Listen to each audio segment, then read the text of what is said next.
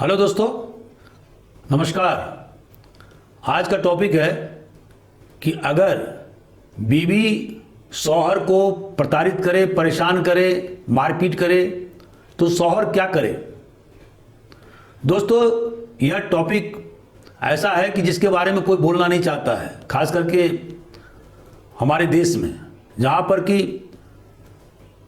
Patriarchal society अर्थात प्रतिसत्तात्मक सामाजिक व्यवस्था है और लोगों की धारणा है कि किसी भी आदमी को प्रताड़ित परेशान किया ही नहीं जा सकता है, खास करके औरतों के द्वारा। तो जब भी महिलाओं के द्वारा या बीवी के द्वारा प्रताड़ित या परेशान किया जाता है तो शौहर चुपचाप बैठ जाता है, कोई कार्रवाई नहीं करता है, अंदर ही अंदर घुटता रहता है। हमारे यहाँ एक कहावत है कि खुद का हारा हुआ और बीवी का मारा हुआ कोई नहीं बोलता, और इसी का बेजा फायदा बहुत सारी पत्नियां उठाती हैं। अपने शौहर को बेलन से मारती हैं, घर के चार दीवारी के बीच में। बहुत सारी बातें घर के बाहर नहीं जा पाती है। समाज का भी रवैया शौहर के पक्ष में एकदम ही नहीं रहता है। पुलिस या जो अन्य एजेंसी हैं उनका भी रवैया पूरी तरह से प्रताड़ित हस्बैंड के प्रति, शौहर के प्रति पूरी तरह से उदासीन रहता है। और जब भी कोई हस्बैंड इस तरह की शिकायत करने थाने पर या कहीं पहुंचता है या समाज में अपने रिश्तेदार नातेदार को बताता है तो लोग उसे मजाक की वस्तु बना देते हैं और ऐसी स्थिति में शौहर कुंठित हो जाता है। अभी 2 अक्टूबर 2022 को बहुत सारे पत्नी पीड़ित शौहर जंतर मंतर दिल्ली में इकट्ठा हुए थे और उन्होंने आवाज बुलंद किया कि जिस तरह से महिला आयोग देश में बना हुआ है उसी तरह से पुरुषों के लिए भी आयोग बनाया जाए। और मैं अभी आपको ये वीडियो दिखाऊंगा। कोई मेंस कमीशन नहीं है जहाँ पे पुरुष आके ये कह सके कि मेरे साथ डोमेस्टिक वायलेंस होती है। अगर एक पुरुष ये कहता है ना कि मेरी बीवी मेरे साथ घरेलू हिंसा करती है, लोग हंसते हैं कि हाउ इज इट पॉसिबल। पर एक बात बताइए, मानसिक प्रताड़ना के लिए आपका बहुत ताकतवर होना जरूरी है क्या? बात वही है कि प्रताड़ना चाहे औरत के साथ हो या मर्द के साथ हो, जो लॉ है, जो संविधान है, वो दोनों के लिए बराबर होना चाहिए। कानून दोनों के लिए बराबरी वाला होना चाहिए। अभी बराबर नहीं है। लगता है कि पुरुष खुद भी इतना जागरूक है, क्योंकि ज्यादातर जब ऐसे केसेस आपने कहा कि जब किसी पुरुष के साथ ही होता है तो लोग सामने से हंस देते हैं, पुरुष भी हिचकिचाते हैं। तो आपको नहीं लगता कि सबसे पहले पुरुष समाज को जागरूक होने की जरूरत है, खुद अपने लिए हक की मांग करने के लिए? बिल्कुल बहुत जरूरत है, क्योंकि हम हमेशा सुनते आए कि पुरुष जो है वो रोता नहीं है ना, लेकिन हरिशंकर परसाई जी ने ये भी कहा है कि पुरुष जब रोता है ना तो वो पत्थर में भी दरार कर देता है। तो अगर आप जिस तरीके से पुरुष महिलाओं के लिए खड़े रहे हैं, वैसे मुझे लगता है कि पुरुषों के साथ, पुरुषों से ज्यादा अगर महिलाएं खड़ी रहेंगी तो उनको भी उसी तरीके का मनोबल बढ़ेगा जैसे कि महिलाओं को बढ़ा है जब पुरुष साथ खड़े हो। बहुत बहुत शुक्रिया आपका। दोस्तों, इसी तरह कुछ वर्ष पहले दिल्ली में पत्नी पीड़ित संघ नामक एक संस्था का गठन किया गया था।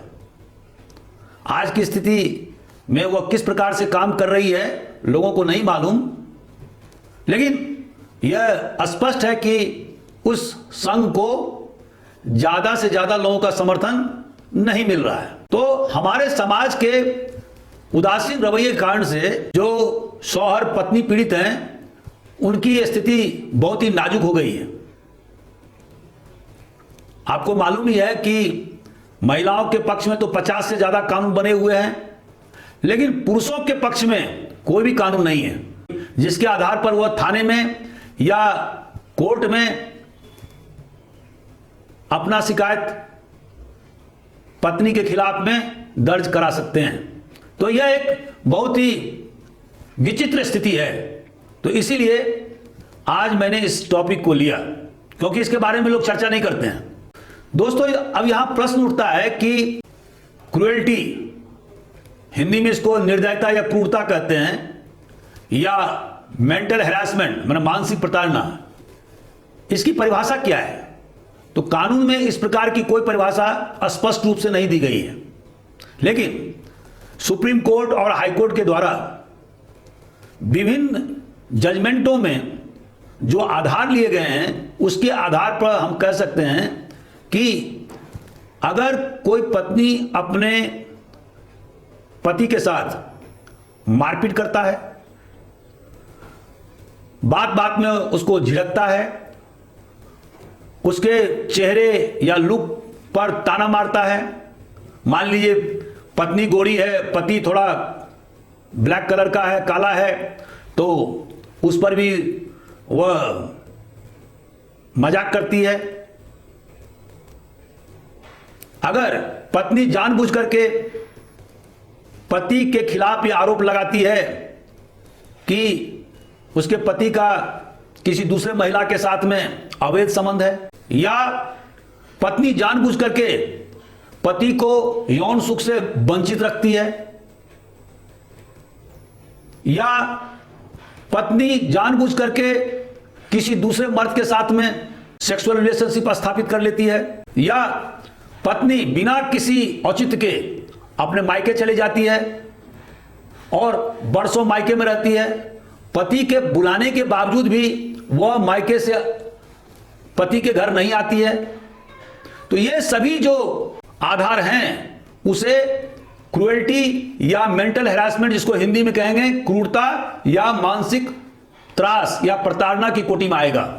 यह भी हो सकता है कि पत्नी बात बात में पति को डराए धमकाए कि मैं तुम्हें दहेज केस में फंसा दूंगी, झूठे मुकदमा थाने में पति के खिलाफ में दर्ज करा दे, धारा 498 आईपीसी मैंने ताजनात हिंद और धारा 3-4 दहेज प्रतिषेध अधिनियम के तहत में, और इस अधिनियम के अंतर्गत में हजारों केस शौहर के खिलाफ में इस हमारे देश में कायम किए जा चुके हैं, जिसमें बहुत सारे केस तो फॉल्स हैं, और इस पर मैं वीडियो बना चुका हूं, आप जरूर हमारी वीडियो को देखिए। तो ये सब जो आधार हैं वो सभी मानसिक त्रास की कोटि में आएगा। दोस्तों, अब प्रश्न उठता है कि जो पत्नी पीड़ित शौहर हैं उनके पास कानूनी उपचार क्या है। मान लीजिए कि उनकी बीवी ने उनके खिलाफ में धारा 3-4 दहेज प्रतिषेध अधिनियम के तहत में मुकदमा कायम करा दिया, थाने में झूठा मुकदमा कायम करा दिया, तो ऐसी स्थिति में शौहर को क्या करना है।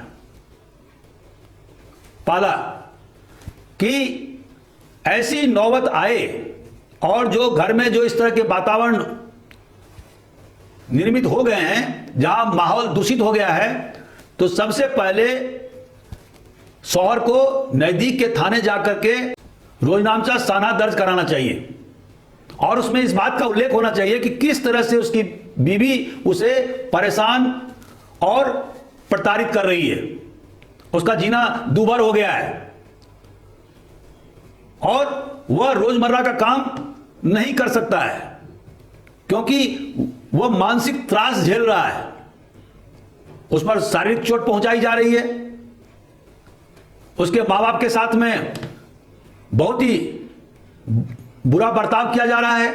तो इस सारे बिंदुओं को आप आवेदन पत्र की शक्ल में आप थाना प्रभारी को प्रस्तुत करें और उन्हें कहें कि आप इसको रोजनामचा में दर्ज करें, और उसकी एक कॉपी आप अपने पास में रखें। इससे क्या होगा? इससे यह होगा कि आपकी बीवी जब थाने में जाएगी आपके खिलाफ में झूठी शिकायतें या मुकदमा दर्ज कराने के लिए, तो थाना प्रभारी चौकन्ना हो जाएगा और वो कहेगा कि नहीं, पहले मैं आपके मामले की जांच करूंगा, उसके बाद ही मुकदमा दर्ज करूंगा। और अगर मान लीजिए मुकदमा दर्ज भी हो जाता है तो ऐसी स्थिति में थाना प्रभारी के पास में यह सबूत रहेगा कि उस मुकदमा को चार्जशीट ना किया जाए, क्योंकि वो गंभीरता से आपके प्रकरण को लेगा, आप जहां रहते हैं वहां के आसपास के लोगों के बयान लेगा, पूछताछ करेगा। आपके द्वारा और क्या किया जाना चाहिए? आप अपने घर में सीसीटीवी कैमरा लगा दें, जिसमें कि आपकी पत्नी का जो व्यवहार है रोजाना व्यवहार वो परिलक्षित होगा। जो आपके और पत्नी के बीच में जो बातचीत होती थी उसका भी आप स्क्रीनशॉट और कॉल डिटेल्स और उसका टेप बना के रख लें।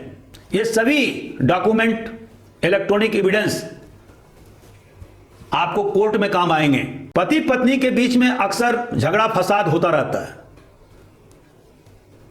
लेकिन यह बात आगे नहीं बढ़े इसके लिए आपको करना क्या है कि आप पत्नी के मायके पक्ष के लोगों को बुलाएं और आप अपने पक्ष को लोगों को बुलाएं, आप अपने पड़ोसियों को भी इसमें शामिल करें और बैठका लें, मीटिंग करें कि आखिर समस्या क्या है और उस समस्या को हल करने की कोशिश करें।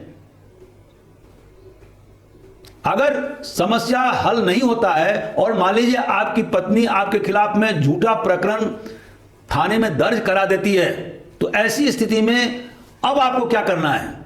तो जो भी आपने सीसीटीवी फुटेज प्राप्त किए हैं या कॉल डिटेल के स्क्रीनशॉट रखे हैं, वो सारे सबूत तैयार करें और जब थाना प्रभारी उस झूठे प्रकरण में चार्जशीट तैयार करके कोर्ट में प्रस्तुत करता है तो संबंधित कोर्ट में आप धारा 227 सीआरपीसी के तहत में अभ्यावेदन प्रस्तुत करें और उसमें सारे डॉक्यूमेंट आप पेश करें जो आपने एविडेंस तैयार किए हैं और यह बताएं कि इस प्रकरण में कोई भी अपराध नहीं बनता है और अपराध का कोई आधार भी नहीं है।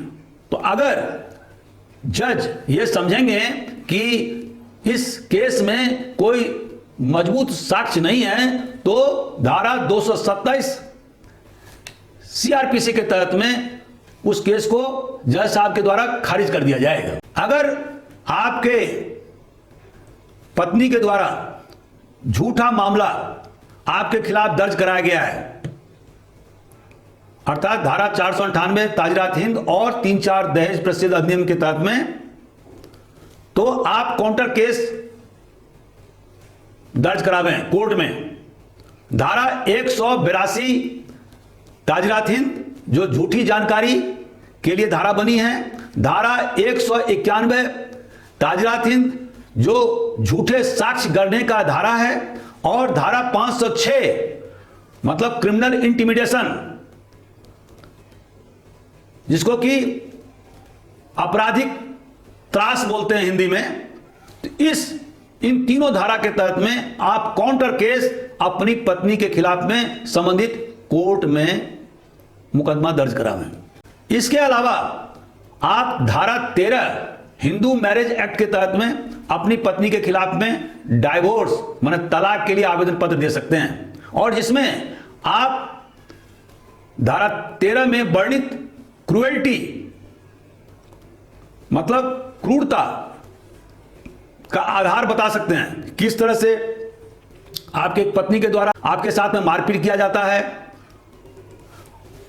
आपको तरह तरह की गालियां दी जा रही है, आपके माता पिता के साथ में गलत व्यवहार किया जाता रहा है।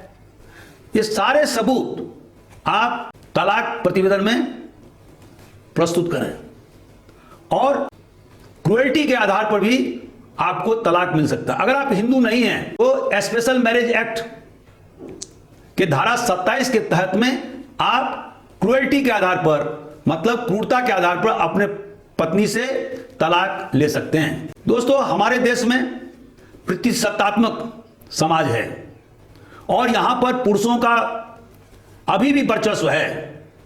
तो हमारा समाज यह मानने के लिए तैयार नहीं है कि कोई महिला अपने पति के साथ में अत्याचार करेगी, उन्हें प्रताड़ित करेगी।